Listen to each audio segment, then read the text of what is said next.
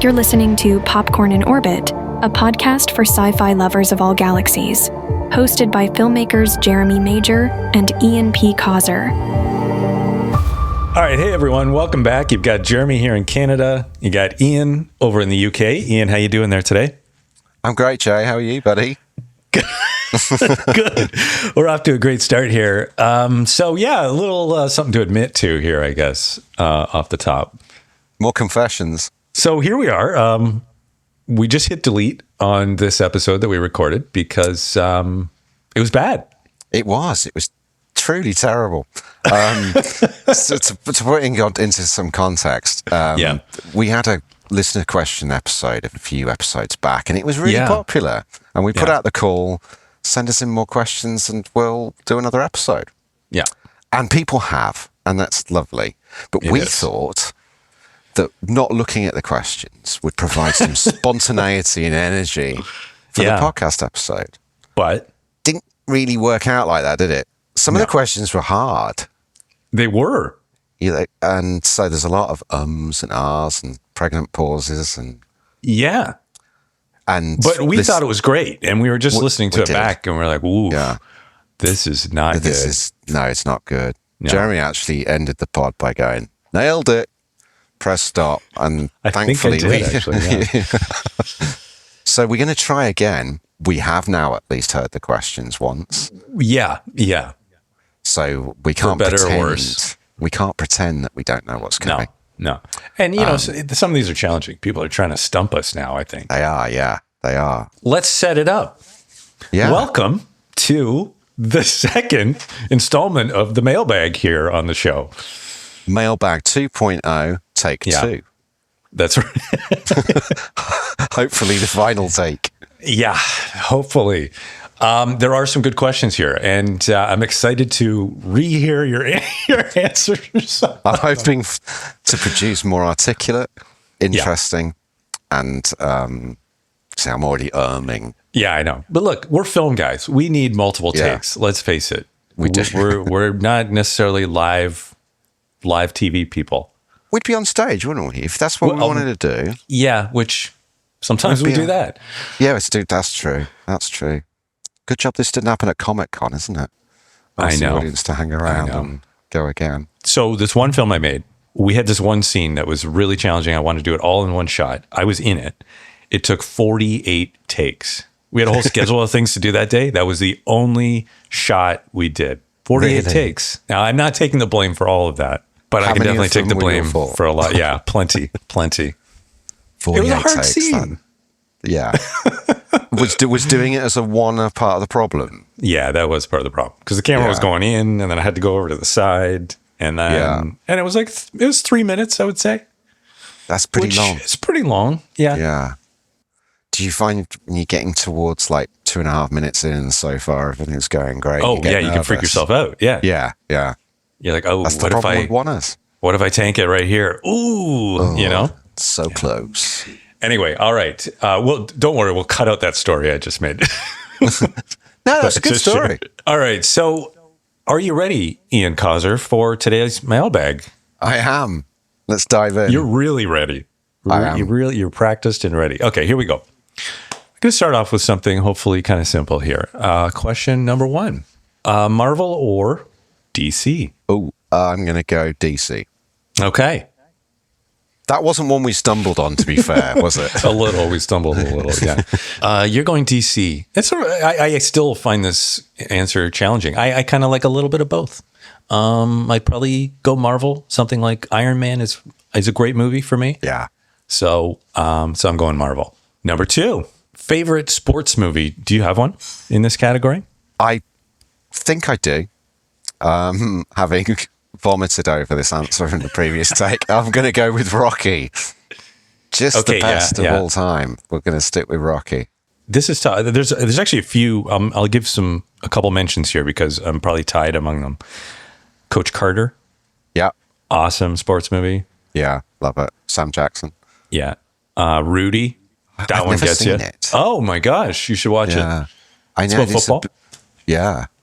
It's quoted a lot in pop culture, isn't it? As really inspiring. It's just the dude that never gets to play, and then they all give him a shot at the end. Yeah. But you just you really get on board with him. Like there's something about watching somebody try, and then when I don't want to give away the ending, but when it kind of works out in the end, like there is this emotional release, right? Yeah. And it's all because of that buildup. Sucks if you're in the sport, but great in the movies. Yeah. When you have to actually live it, it's tough. Yeah. And then I love Hustle with Adam Sandler. I love Hustle. That's a great movie. Yeah. Now we're gonna go deep here. Okay. Are you ready? I am.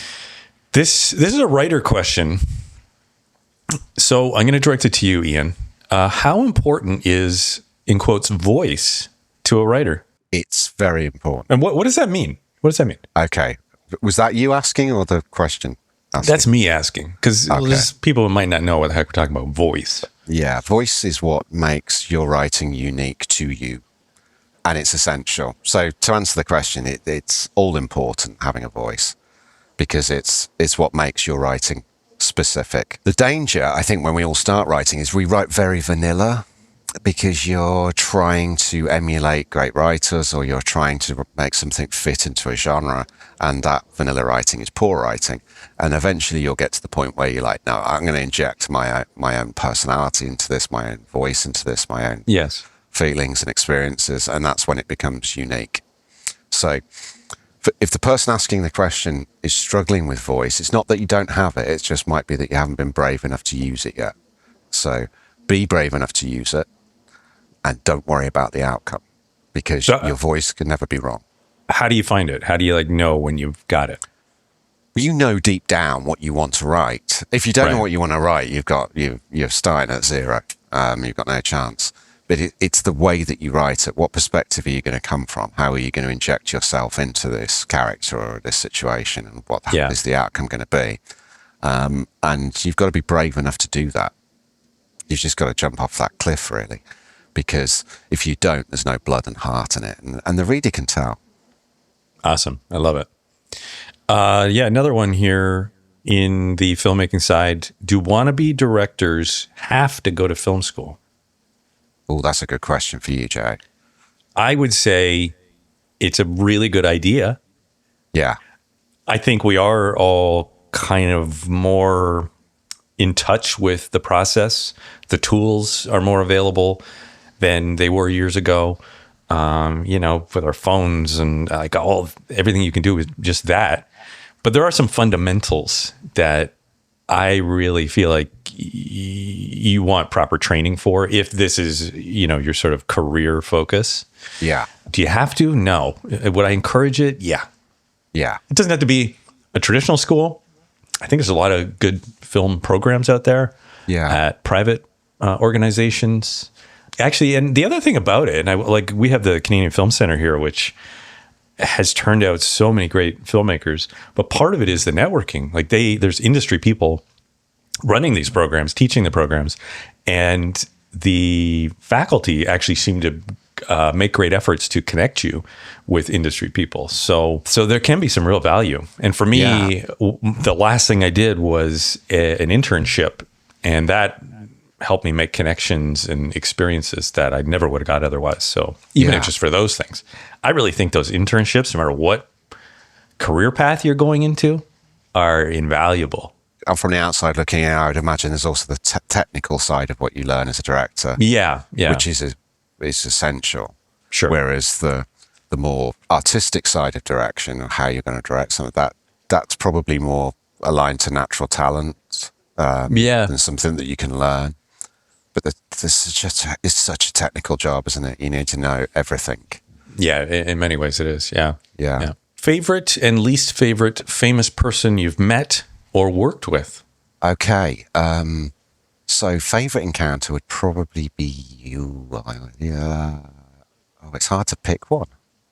I did have a wonderful experience with Shirley Eaton, who played the Bond girl in Goldfinger, and she was the lady that was covered in gold paint and killed that way. Yeah. We were in a convention, and she took a little bit of a shine to me, so I'd extort her out for cigarette breaks, and she smoked a lot. Shirley did, bless her.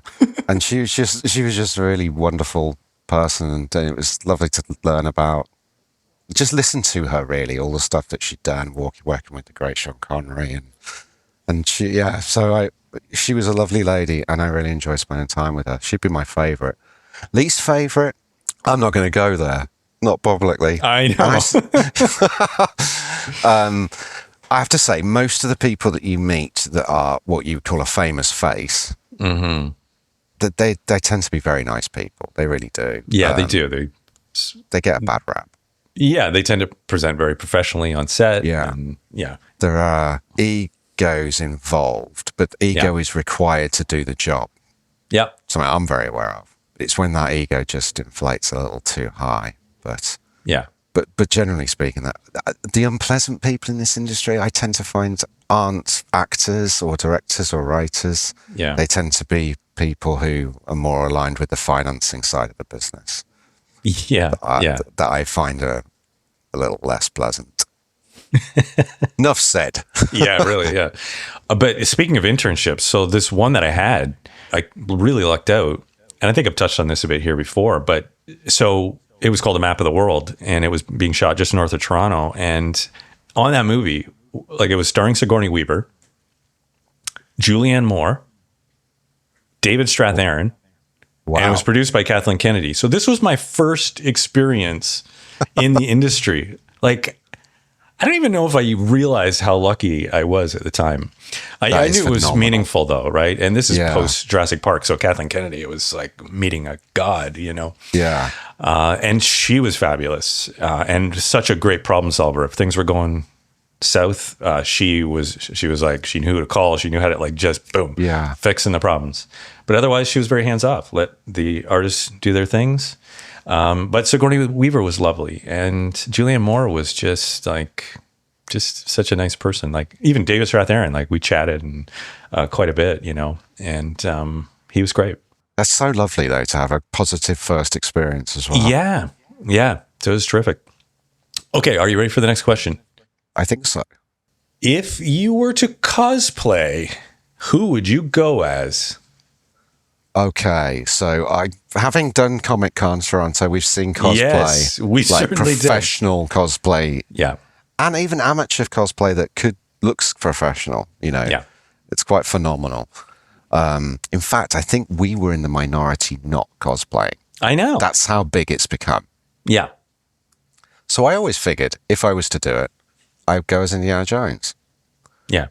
But I saw a couple of Indiana Joneses at Comic Con and came to the realization that unless you're Harrison Ford, you really shouldn't wear that outfit because you just don't feel it, you know? That fedora, the whip on, you gotta be Harrison, so I wouldn't do that. So I would probably be very brave and do something that covers my face. Okay. So like a Spider-Man mask or a Batman mask, but something from Star Wars. So I'll go with Mandalorian, maybe. This is the way. Yeah. That'd be a good one. Have I just stolen yours? What's that? I've just got a feeling I've just stolen yours. Oh, that's fine. I'll come up with something fresh. I would go as Princess Leia. Awesome. Gold bikini or white dress? Gold bikini for sure. Wow. But it was amazing to talk, because we talked to a lot of people when we were there.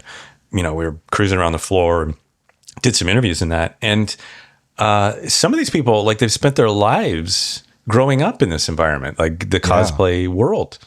And it was just another year to go. And they came with their parents, and now they're there on their own as adults. As young adults, yeah. All right.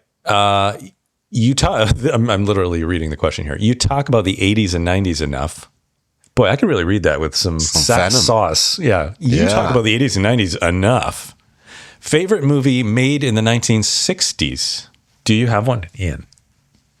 True Grit. John Wayne, Henry Hathaway, Robert Duvall. Duke won the Oscar for it. I just adore that movie. It's just the quintessential Western. Right at the end of the classical Western age, when the revisionist Westerns are going to take over in the 70s and they become so much more cynical. True Grit is fantastic. And Elvis was due to be in it. He wanted to be in it.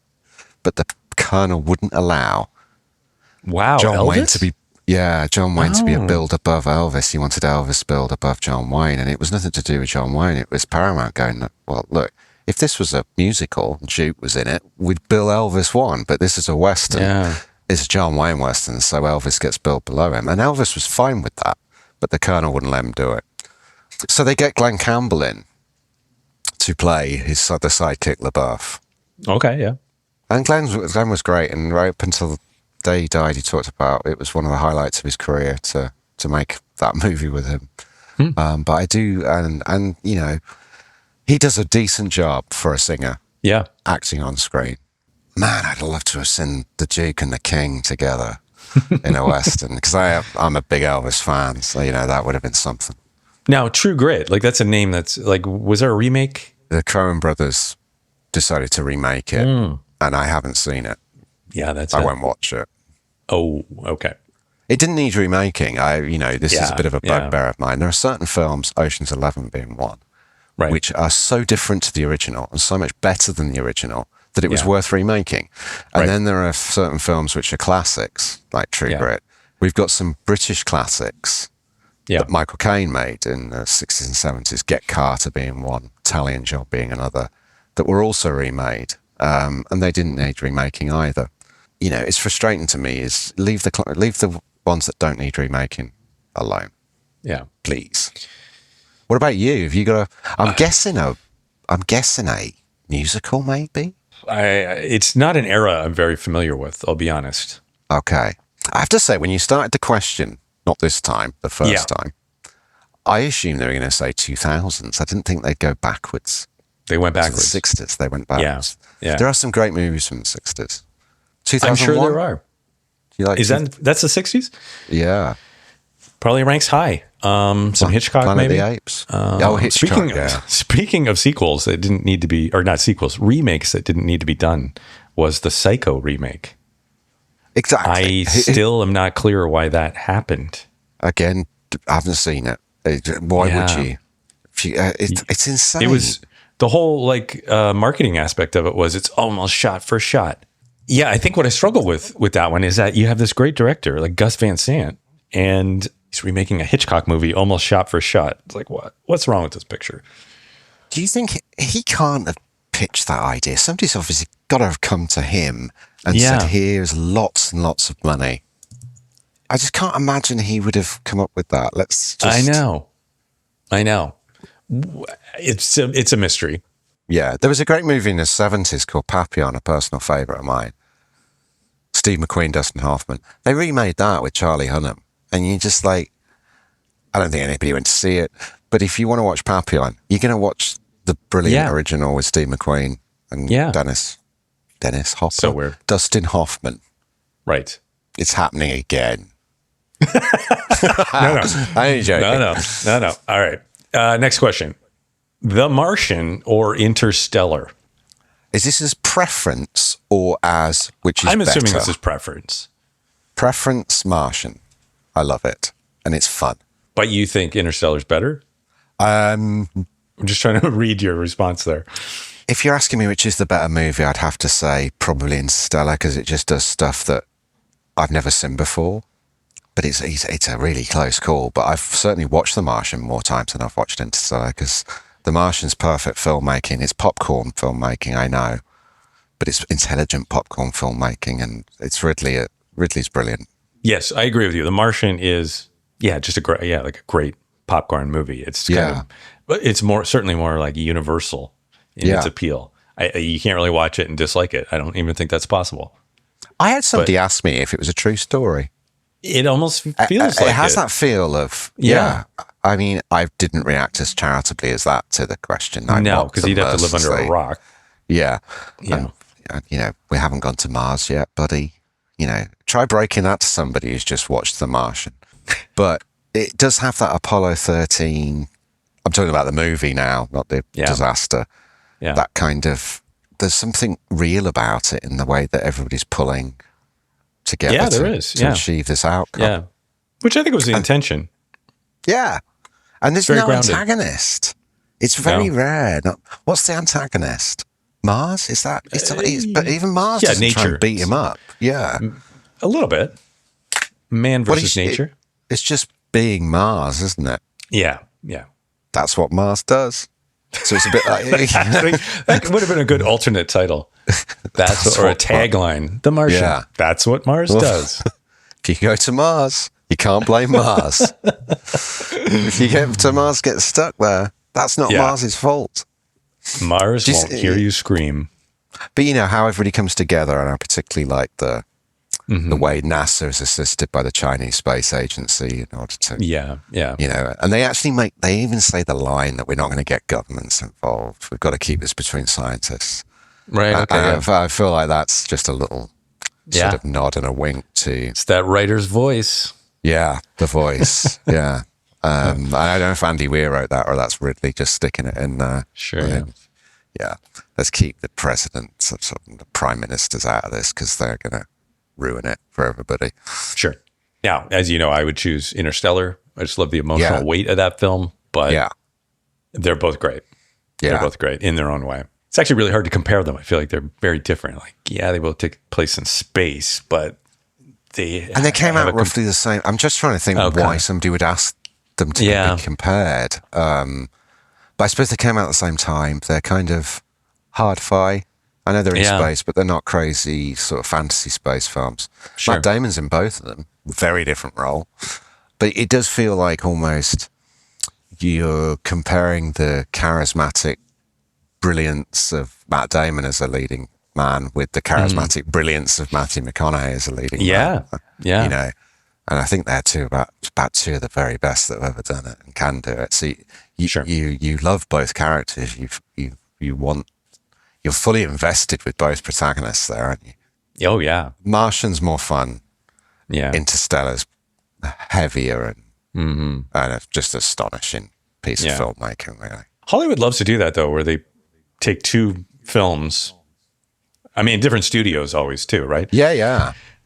And that have a similar theme or subject matter, and they put them out at roughly the same time. Yeah. It was out with Volcanoes back in, I think, the 90s. Yeah, they did Volcano, and there was another one. A Deep Impact and Armageddon. Yeah, they came out like back to back. Yeah. And I remember Tombstone being released the same year as Wyatt Earp. Okay, and of course, Tombstone's about Wyatt Earp. So you've got Kurt Russell as Wyatt Earp in Tombstone, and you've got Kevin Costner as Wyatt Earp Wyatt Earp. And they were the same year as well. Yeah. It's like, have a meeting, guys. You know, one always seems to win, I feel like. There's always one that's...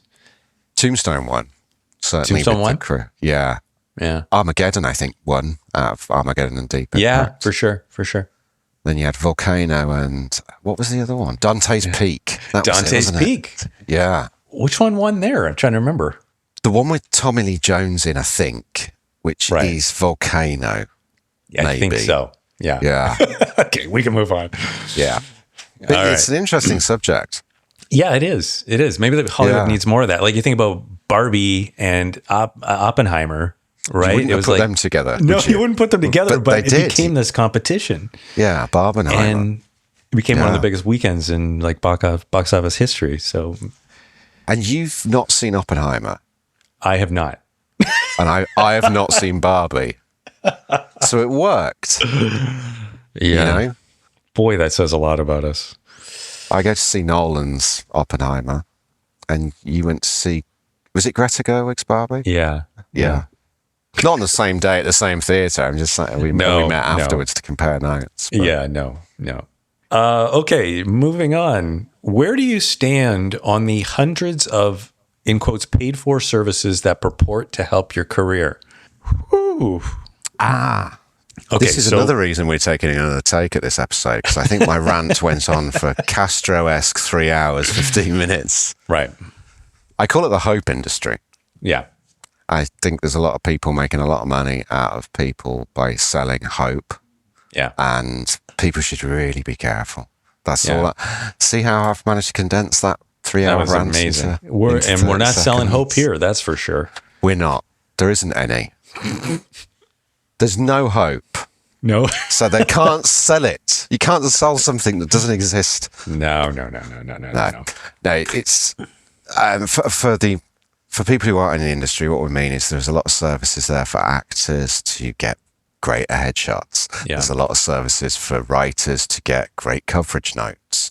There's a lot of services for competitions. And if you win this competition, you'll get this laurel, and that will mean there's a lot of services for kind people of like who've empty already finished the film. promises. Yeah. Yeah. And sort of empty promises that might read to somebody who's very, very hopeful as the thing that's there. This could be my break, this could be the thing that gets me. And there was a time where, I know there was a festival, for example, at one time that, we bought our way into. That was how the festival was structured. It was like, and you didn't realize that so much when you applied, but then they call you and there's a bit of a sales pitch and it's $800 or whatever it was. Yeah. And we thought, okay, well, we want to show the film there. I think it was the one in particular we went to was like New York City. It was like, oh, that would be awesome. Let's go. We'll show the film. No doubt there's going to be people. They promise you people.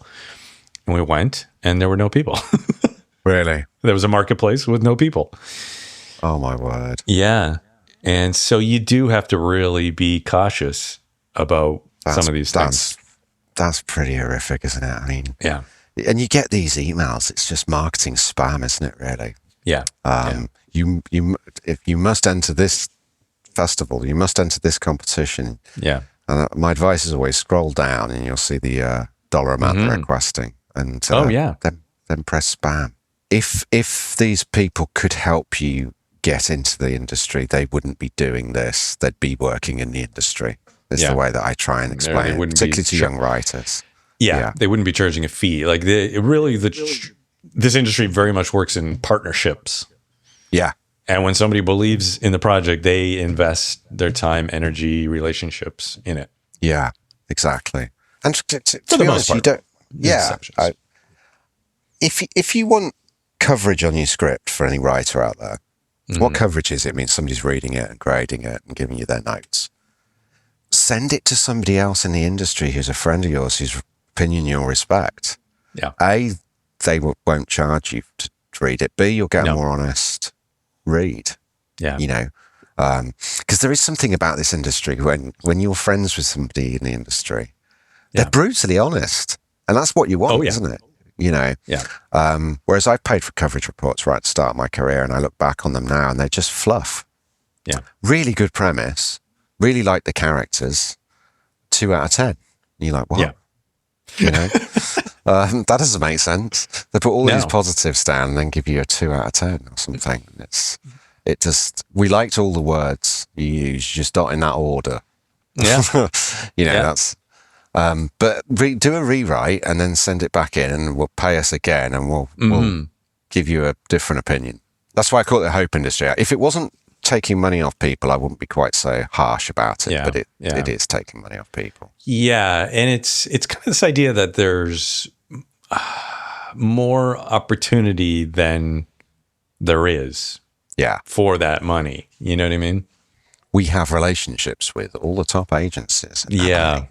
Yeah. It's like, you've got the info@CAA email address. That's what that means. Yeah. It is. It's lying, isn't it, really? Some people are just downright lying. Yeah. I even sent in once, I've never admitted this, even to my wife, I even sent in once to a competition that didn't exist.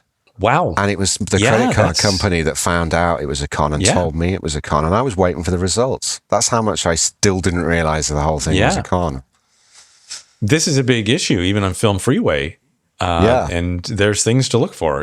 How long has the festival been around? And are there photos from the event? Yeah. Are there real people that you can trace back to it?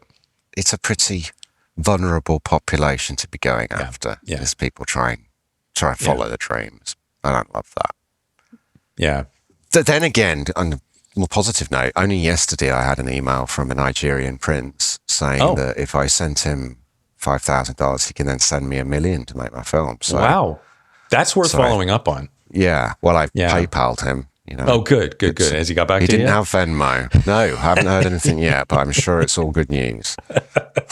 All right. Good luck with that. Okay. Who is your favorite Batman, Catwoman, and Joker? Ooh, Batman would be Keaton. Catwoman's easiest. Michelle Pfeiffer. She's just incredible in Batman Returns. Joker. Oh, I don't like ever picking against Jack Nicholson because Jack Nicholson is one of the GOATs for me. But I am, and I'm going to go with Heath because I think Heath Ledger's Joker it transcends the genre of comic book movies. That performance did.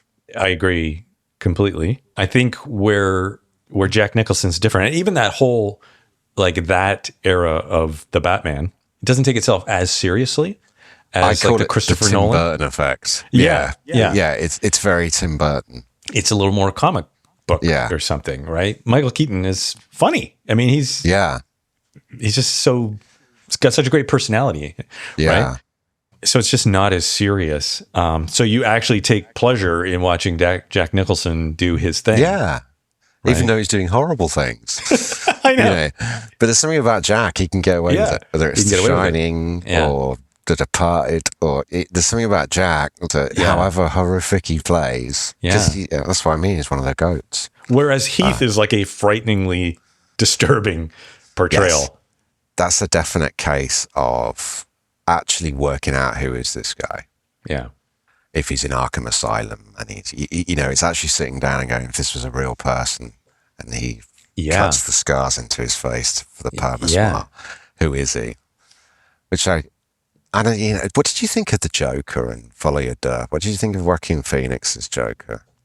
Because I feel like that was an extension of that, taking it severely seriously, and I didn't care for it. Yeah, I thought Heath crushed it. Yeah, I'll be honest with you. I've avoided the Joker movies because they just look a little too dark and disturbing. Yeah, and it's like maybe it's gone not too my thing. far. Yeah, that's how it feels. Yeah. Okay, and our final question today is I think for you, Ian. Have you seen the Blair Witch Project? Yes. And I'm going to stop there. Thanks so much for perpetuating that situation. Yeah. No, well, if the audience are in on the joke, then I've done my job. And really, if you don't know what we're talking about here, you can revisit just about any episode. Yes. In the past 3 seasons, and there'll be some reference to the Blair Witch story. There will be. Yeah. There will be. It's not even a film I particularly like. That's the irony. I'm going to be forever connected with this film. Yeah. And I've seen it once and it gave me a headache. Yeah. But God bless them. They talk about taking a movie that cost 10 grand to make and turn it into multi. Yeah, was it even that much? Yeah. I don't know. Yeah. I know. I got to be honest. I think we nailed take 2. Heard that before. We have heard it before, but this is the first time we've actually completely just scrapped and started again. I guess so. This is our only ever take 2. Only 46 more takes and maybe we'll get it. Yeah. 48 takes. That's rough. Yeah, it was rough. Yeah. All right. Ian, thanks so much. It's been fun. It really has. And thank you to everybody who sent in questions. And thank you for listening. And thank you for watching us on YouTube and downloading us and on Apple Podcasts. And thanks for following us on Instagram. Holy gratitude. Wow. Keep doing what you're doing, people. All right. Yeah. All right. We'll catch you in the next one. Take care. Popcorn in Orbit is produced by The Shooting Eye and Ice River Pictures.